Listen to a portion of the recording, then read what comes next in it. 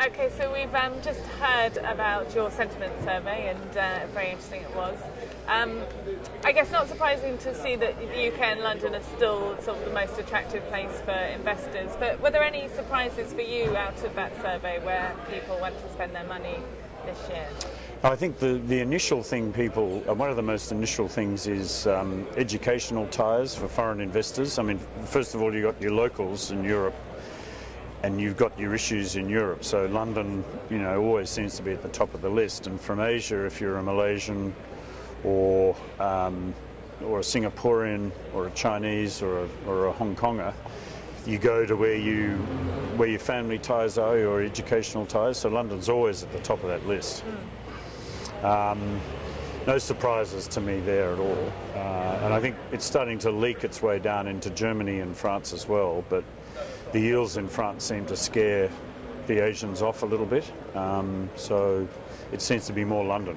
And there seemed to be that there was a shift away from investing sort of east and moving more to the west a little bit this year. Is that something that is going to continue to grow? And I think so. Are you talking about the west of Europe? Yeah. Yeah. I mean, I think people. The perceived yields in Eastern Europe or Central Europe are a little bit illusionary. And they used to say just because a city's a capital, it doesn't mean it's a place to invest. I think a lot of people have been burnt. So they're going back to where you've got transparency of leases, transparency of title, and you really will own it after you buy it and so on. So I think a movement west is logical. Okay. And also there was the shift from the traditional markets of office and retail towards industrial and residential in terms of the kind of assets that investors want to buy. Well, I think in particular industrial it's a lot less complex. You don't have air conditioning, you don't have all the sort of maintenance issues, and some of the big global investors like CPP, CIC are going into platforms with Goodman, which is an Australian listed company, and the Prologis and so on. So moving into China, moving into Europe. I think industrial. I'm more comfortable with industrial than residential as a class, and I think there's going to be a lot more action there because it's simpler. But you've still got to have a yield differential for it to be appealing. You can't sell industrial for a tighter yield than something with lifts and air conditioning. So I think there's been a little bit of a comeuppance on pricing, but I think it's appealing. Okay, excellent. And obviously the issue of debt is still something that very much hampers the industry, and I know 43% of the guys that you surveyed said that was affecting the amount of activity they want.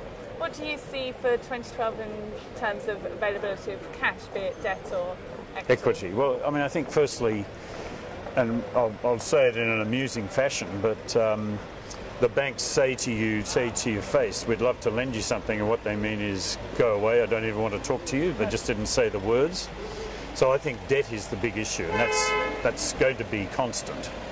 I think the equity, and in my presentation there today I was talking about the pension funds, and I think they are, because the money's coming in every month, they are the people we've got to look to more and more. And they'll be going into debt markets. I mean, even the Future Fund from Australia is going into debt globally. So I think pension funds is where we've got to look to replace the banks until the banks, your banks in the UK, BOSI and HBOS and so on, recover.